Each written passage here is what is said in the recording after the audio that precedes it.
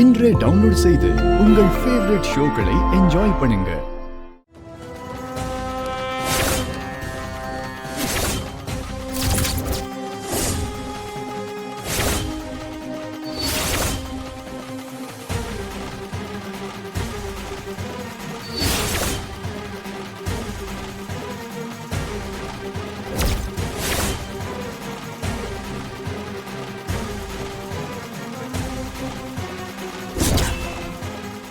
என்ன கௌதம், புது ஜட்ஜி வராங்க? அதாம்மா எனக்கும் தெரியல.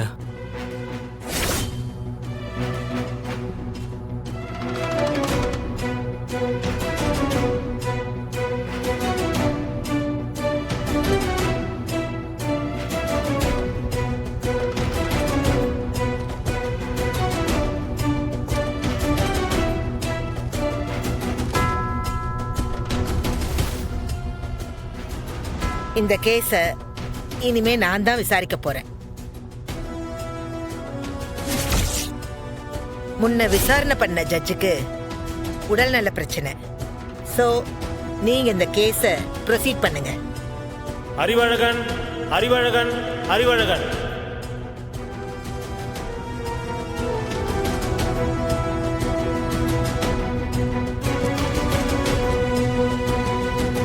நான் ஏற்கனவே பல தடவை பிரசன்ட் பண்ண வாதம் தான்.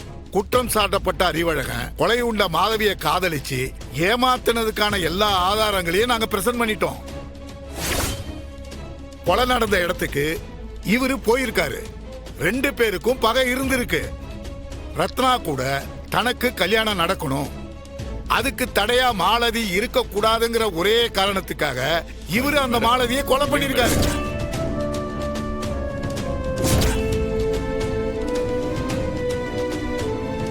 அதுக்கான எல்லா ஆதாரங்களையும் நாங்க ஏற்கனவே கோர்ட்ல சப்மிட் பண்ணியாச்சு யுவர் ஆனர். படிச்சேன். இந்த கொலையை பொறுத்த வரைக்கும் இது சிம்பிளான ஓபன் அண்ட் ஷட் கேஸ். கொலை செய்வதற்கான மோட்டிவ் இருக்கு, போதுமான ஆதாரங்களும் இருக்கு யுவர் ஆனர். என்ன பொறுத்த வரைக்கும் மறுபடியும் நான் குற்றம் சாட்டப்பட்டவர்கிட்ட பேசணும். வேற ஏதாவது ஆதாரம் கிடைக்குமான்னு தேடணும். அதுக்காக எனக்காக ஒரு 10 நாள் கால அவகாசம் கொடுத்து இந்த கேஸை தள்ளி வைக்குமாறு கேட்டுக்கொள்கிறேன் your honour. Objection your honour. அரசு தரப்புல எல்லா ஆதாரங்களோட இந்த அறிவழகன் தான் கொலைகாரன்னு கிளியரா சுட்டி காட்டியாச்சு. இவங்க தரப்பு சாட்சியும் அதுக்கு ஒத்துக்கிட்டு இருக்கு. இதை விட வேற என்ன வேணும் யுவர் ஆனர்?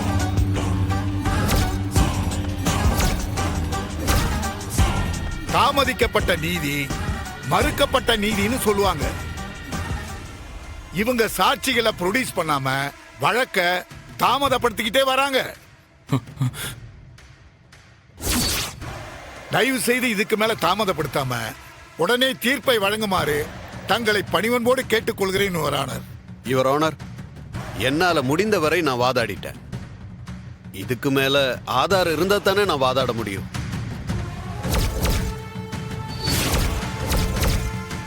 சொல்லப்போனா இப்ப எனக்கே என்னோட கட்சிக்காரர் கொலை பண்ணிருப்பாரோன்ற சந்தேகம் வந்திருக்கு யுவர் ஆனர்.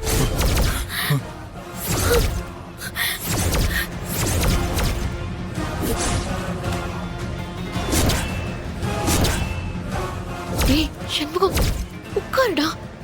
டேய் வேண்டாடா, சொன்னா கேளு. உட்காருடா.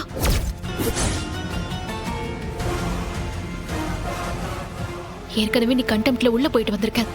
தயவு செஞ்சு கொஞ்சம் கண்ட்ரோல் பண்ணிக்கோ.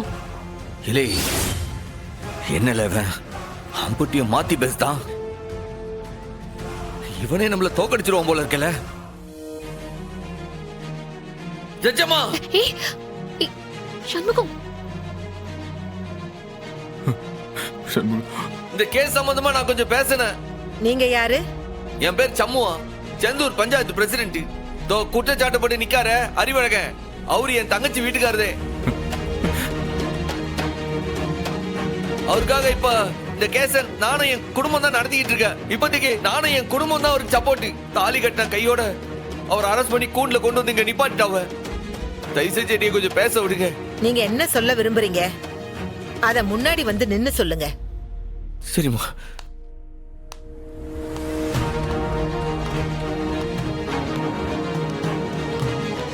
வணக்கம்மா. அம்மா, என் தங்கச்சி புருஷன் அறிவழகனை காப்பாத்தணும்ட்டு தான் இவரை லாயரா நியமிச்சான். இவருக்கு நிறைய ஆதாரங்களை நானே தட்டி கொடுத்தேன், நிறைய சாட்சிகள் எல்லாம் ஏற்பாடு பண்ணி கொடுத்திருக்கேன், நிறைய பாயிண்ட்களை சொல்லியிருக்கேன். ஆனா இவர் என்னடானா நம்பிக்கையெல்லாம் பேசுறாரு. இப்போ எனக்கு இவர் மேல சுத்தமா நம்பிக்கை போயிடுச்சு மேடம். ஹலோ, இங்க நான் தான் வக்கீல். இங்க என்ன பாயிண்ட் பேசணும் என்ன பாயிண்ட் பேசக்கூடாதுன்னு எனக்கு தெரியும். நீ எனக்கு சட்டம் சொல்லி தரையா? ஐயா, என் தங்கச்சி புருஷனை காப்பாத்தணும்ட்டு தான் உங்களை லாயரா நியமிச்சதே. ஆனா இப்ப நீங்களே அவனுக்கு தண்டனை வாங்கி கொடுத்துறீங்க போல இருக்க. நிலைமை அப்படி இருக்கு சார். Objection over ruled. நீங்க சொல்லுங்க தம்பி. மேடம், நாங்க வேற லாயரை வச்சுக்கிட்டோம் மேடம். அதுக்கு எங்களுக்கு கொஞ்சம் அவகாசம் கொடுங்க மேடம். வேற லாயரா? அவரும் உங்களுக்கு வரலன்னா? மேடம், இவர் பேசுறதெல்லாம் பார்த்தா எதிர்கட்சி தான் எங்க லாயரே மாத்திருப்பாவோன்னு தோணுது. நேற்று வரைக்கும் நல்லா பேசிட்டு இருந்தவரு இன்னைக்கு ஒட்டுமொத்தமா மாத்தி பேசுறாருன்னா ஏதோ ஒரு சதி நடந்திருக்குமா? அவங்க தான் இவரை மிரட்டி இருப்பாங்கன்னு எனக்கு தோணுதுமா. வேணும்னா அரசு தரப்புல இருந்து ஏதாவது சட்ட உதவிய ஏற்பாடு பண்ணி தர சொல்லவா? நாங்க அம்பிட்டு காசு கொடுத்த வக்கீலே இம்பிட்டு மாத்தி பேசுதாவ. அரசு தரப்புல இருந்து ஒருத்தர் வந்தா அவரையும் இவங்க மாத்தி விட்டாவனா நாங்க என்ன மேடம் செய்வோம்? ஏப்பா, வக்கீல் மேலேயும் உனக்கு நம்பிக்கை இல்ல. கேஸே முடிய போகுது. வேற யாரை வச்சுதான் நீ வாதாடுவ?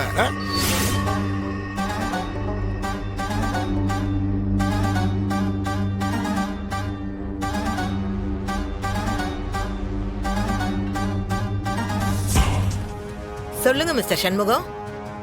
வக்கீல் மேலேயே உங்களுக்கு நம்பிக்கை இல்லனா இதுக்கு வேற என்னதான் வழி? அம்மா, என் தங்கச்சி புருஷனை காப்பாத்துறதுக்கு நானே வாதாடலான்னு முடிவு பண்ணிருக்கேம்மா. நீங்க அவருக்காக வாதாடலாமா வேண்டாமாங்கிறத மிஸ்டர் அறிவழகன் தான் முடிவு செய்யணும்.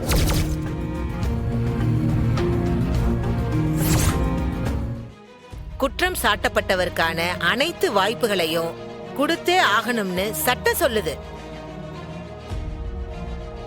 ஆகவே குற்றம் சாட்டப்பட்டவருக்கு இந்த வாய்ப்பை நான் வழங்குகிறேன்.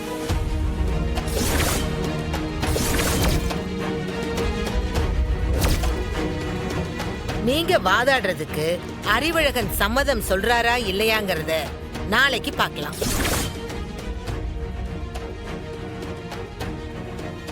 இப்போதைக்கு the court is adjourned.